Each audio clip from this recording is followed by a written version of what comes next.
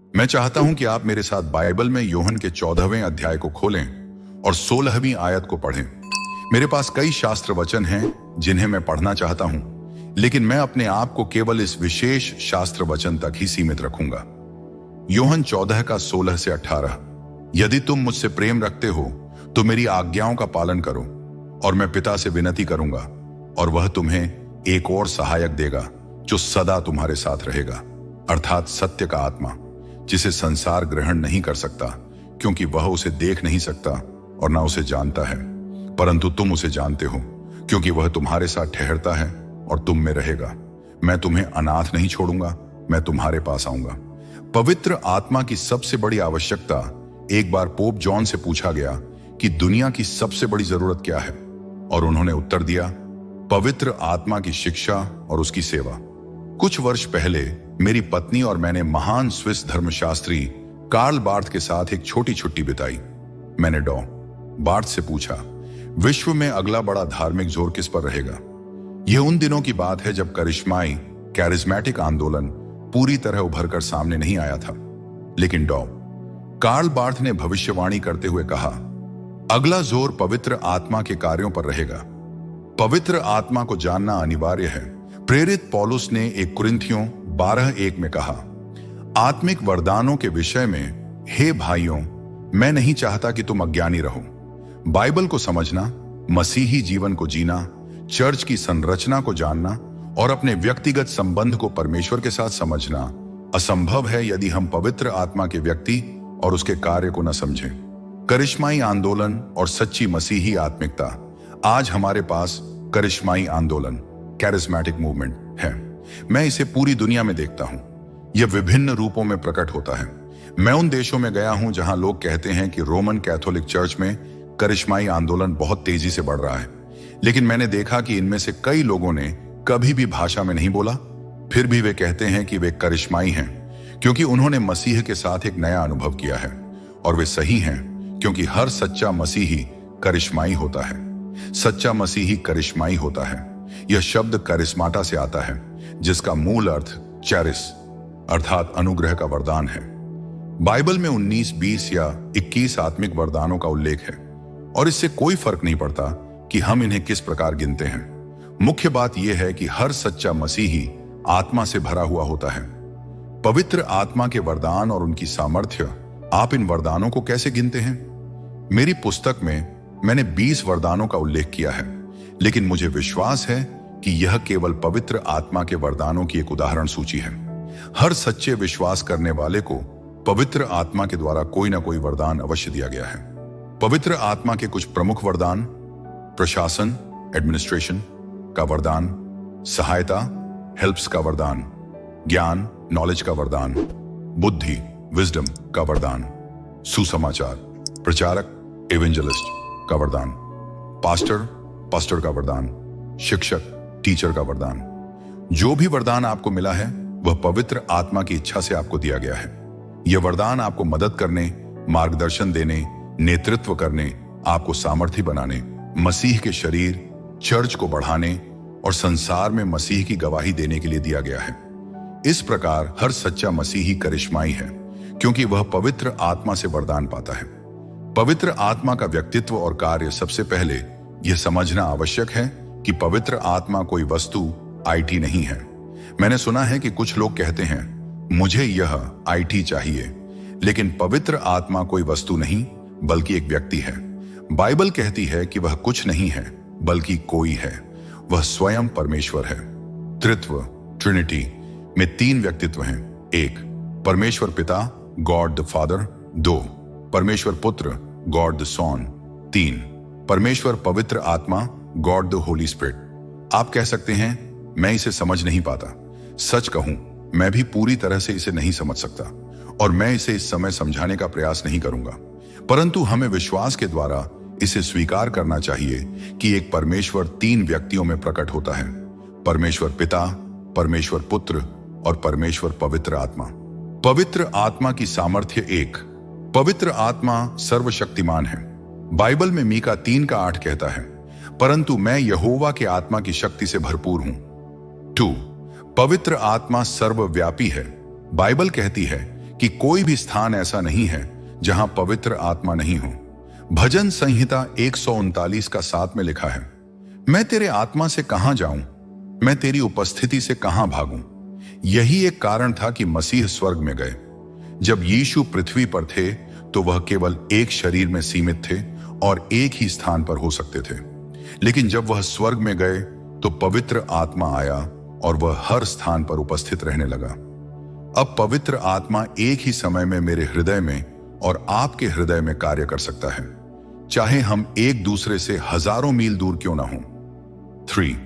पवित्र आत्मा सर्वज्ञानी है। बाइबल कहती है, परंतु परमेश्वर ने हमें आत्मा के द्वारा प्रकट किया है, क्योंकि आत्मा सब बातें, यहां तक कि परमेश्वर की गूढ़ बातें भी ढूंढ लेता है। 1 कुरिन्थियों 2:10।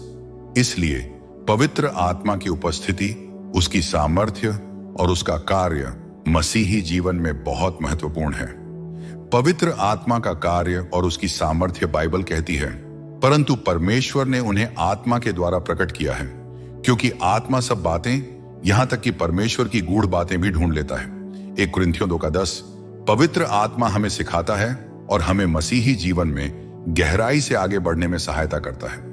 हमारा मसीही जीवन केवल पवित्र आत्मा की मदद से ही विकसित हो सकता है।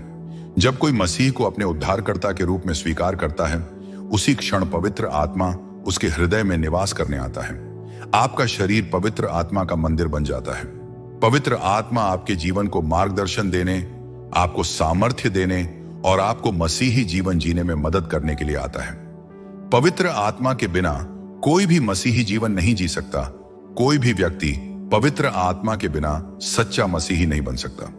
कोई भी व्यक्ति पवित्र आत्मा की सहायता के बिना यीशु का अनुसरण नहीं कर सकता। इसीलिए पवित्र आत्मा हमारे जीवन में अत्यधिक महत्वपूर्ण है। पवित्र आत्मा सर्वज्ञानी है। बाइबल कहती है कि पवित्र आत्मा को सभी बातों का ज्ञान है, परंतु परमेश्वर ने हमें आत्मा के द्वारा प्रकट किया है, क्योंकि आत्मा सब बातें, यहां तक कि परमेश्वर की गूढ़ बातें भी ढूंढ लेता है। 1 कुरिन्थियों 2:10। प्रकाशित वाक्य की पुस्तक में लिखा है कि पवित्र आत्मा की 7 आंखें हैं। शास्त्रों में 7 पूर्णता का प्रतीक है। इसका अर्थ यह है कि पवित्र आत्मा सब कुछ देखता है और जानता है। वह आपके हृदय की हर बात जानता है। वह आपके मन के विचारों को भी जानता है। उसे कुछ भी छिपा नहीं है।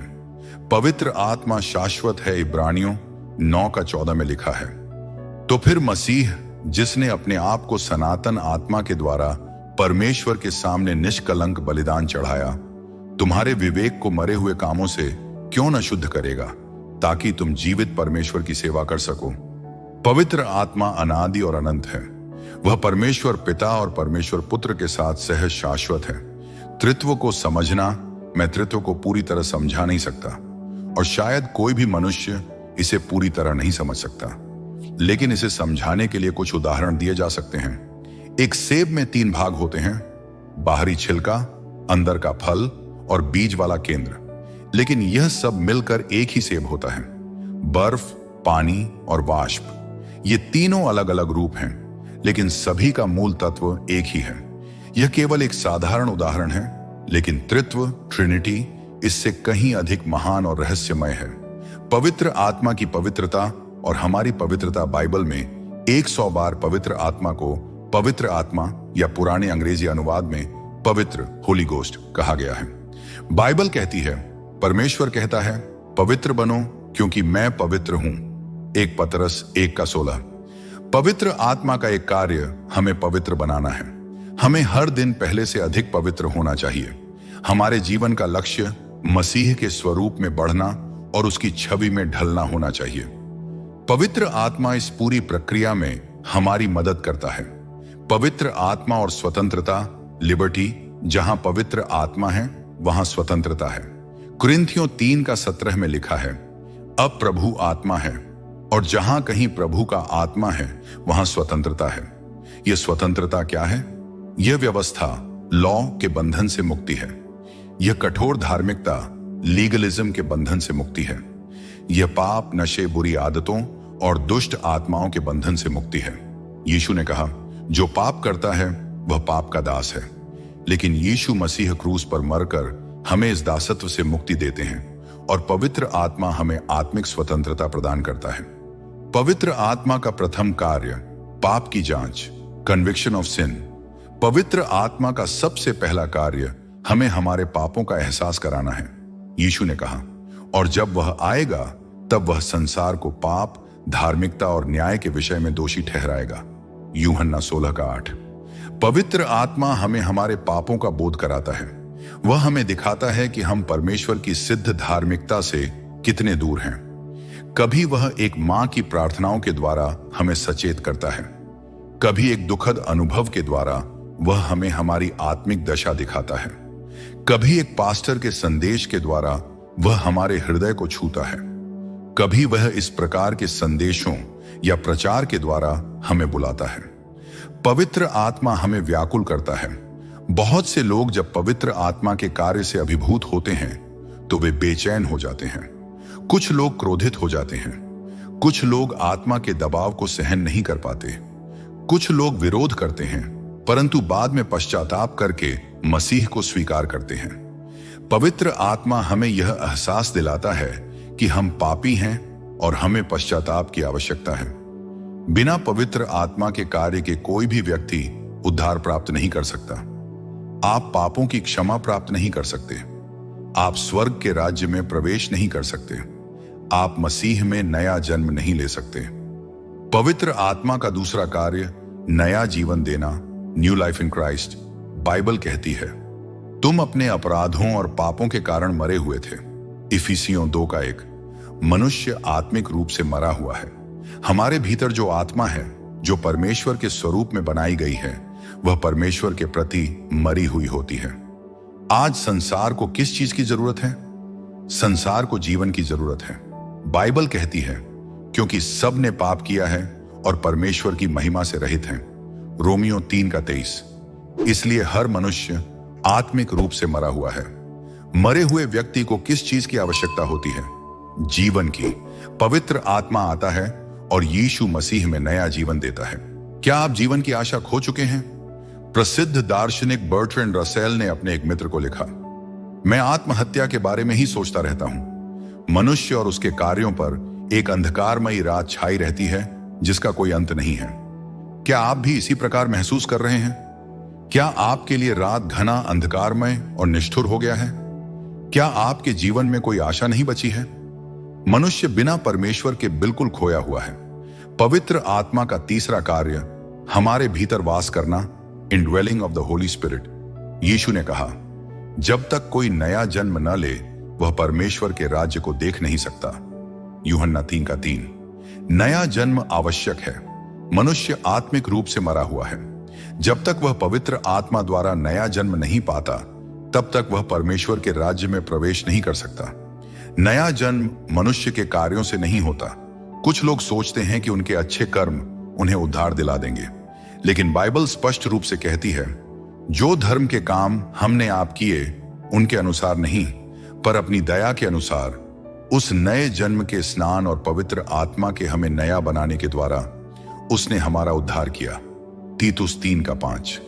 हम अपनी धार्मिकता से नहीं बल्कि परमेश्वर की दया और अनुग्रह से उद्धार पाते हैं।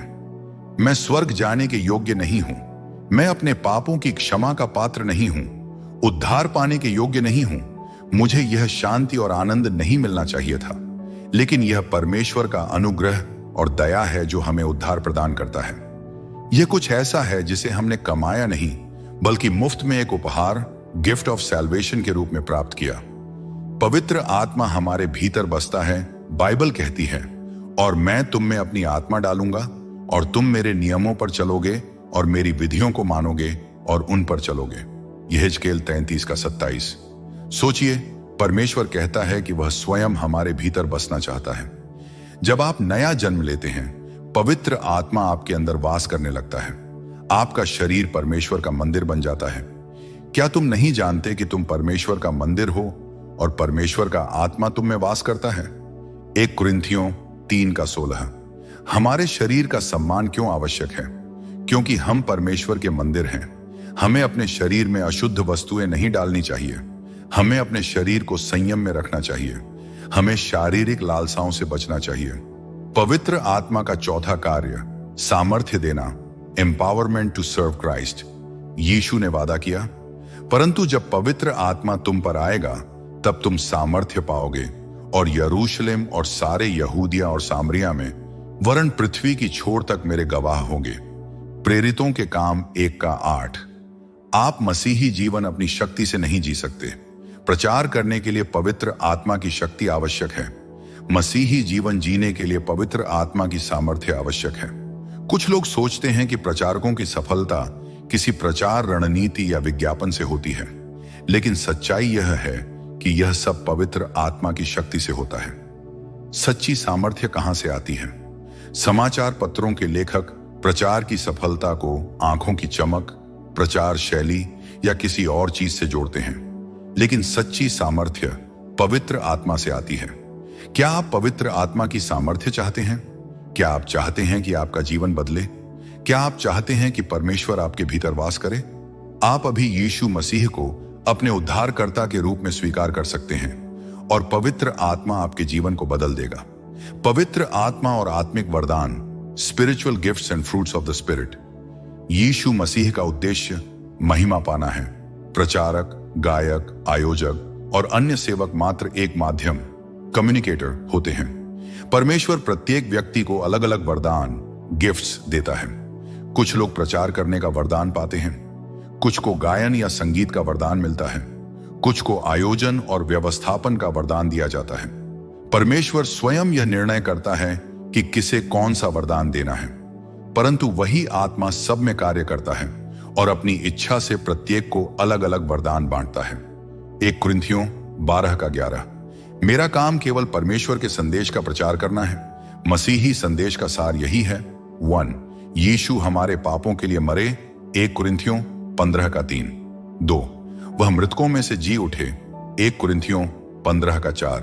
3, वह फिर से आने वाले हैं, यूहन्ना 14:3।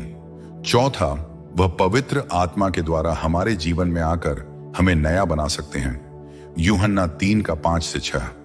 क्या आपने कई बार असफलता का अनुभव किया है? वेकफील्ड इंग्लैंड में एक महिला ने 38 बार ड्राइविंग टेस्ट दिया और हर बार असफल हुई। उसी तरह कई लोग अनेक बार अपने जीवन को सुधारने का प्रयास करते हैं, लेकिन असफल होते हैं। आपने कई बार संकल्प लिया होगा कि अब से मैं बदल जाऊंगा। आपने कई बार सोचा होगा कि अब से मैं बेहतर जीवन जीऊंगा। आपने कई बार आत्मसमर्पण किया होगा, लेकिन असफलता हाथ लगी। क्या यह आपकी 38वीं कोशिश है? इस बार यदि आप सही तरीके से यीशु के पास आते हैं, पश्चाताप और विश्वास के साथ, तो वह आपको नया जीवन देंगे। यदि कोई मसीह में है तो वह नई सृष्टि है। पुरानी बातें बीत गईं, देखो सब कुछ नया हो गया। 2 कुरिन्थियों 5:17। पवित्र आत्मा के फल, fruits of the Holy spirit. जब पवित्र आत्मा किसी व्यक्ति के भीतर कार्य करता है तो उसके जीवन में आत्मिक फल प्रकट होते हैं। गलातियों 5:22-23 के अनुसार पवित्र आत्मा के 9 फल होते हैं। 1, प्रेम, लव, निस्वार्थ प्रेम जो दूसरों के भले की सोचता है। 2, आनंद, जॉय, परिस्थितियों से परे रहने वाली आंतरिक खुशी। 7वां शांति, पीस, हर स्थिति में ईश्वर में भरोसा रखना। 8वां धैर्य, लॉन्ग सफरिंग, कठिन परिस्थितियों में स्थिर और सहनशील बने रहना। 9वां कोमलता, जेंटलनेस, दूसरों के प्रति दयालु और विनम्र व्यवहार। 10वां भलाई, गुडनेस, नैतिक रूप से सही और ईमानदार जीवन जीना। 11वां विश्वास, फेथ, परमेश्वर पर पूर्ण विश्वास और भरोसा रखना। 8, नम्रता, मीकनेस, अहंकार को त्याग कर विनम्र बनना। 9, संयम, टेम्परेंस, अपने जीवन को आत्म अनुशासन में रखना। क्या आपके जीवन में ये गुण दिखाई दे रहे हैं? यदि नहीं तो यह समय है कि आप अपने जीवन को पूरी तरह पवित्र आत्मा के अधीन कर दें ताकि वह आपको नया बना सके। तुम आत्मा के अनुसार चलो तो शरीर की इच्छा पूरी ना करोगे। गलातियों 5:16। आज आपका क्या निर्णय है? 1, क्या आप अपने जीवन को यीशु को समर्पित करना चाहते हैं? 2, क्या आप पवित्र आत्मा के फल अपने जीवन में देखना चाहते हैं? 3, क्या आप उस सामर्थ्य को पाना चाहते हैं जो यीशु ने वादा किया है? यदि हां, तो आज ही यीशु से प्रार्थना करें और कहें, प्रभु यीशु, मैं अपने पापों से पश्चाताप करता हूं। मैं विश्वास करता हूं कि आपने मेरे लिए प्राण दिए और मृतकों में से जी उठे। कृपया मेरे जीवन में प्रवेश करें, मुझे नया बनाएं और पवित्र आत्मा से भर दें। आमीन। क्या आप आज यह निर्णय लेंगे? सब्सक्राइब दबाएं, लाइक करें, कमेंट लिखें और इस आशीष को शेयर कर दें।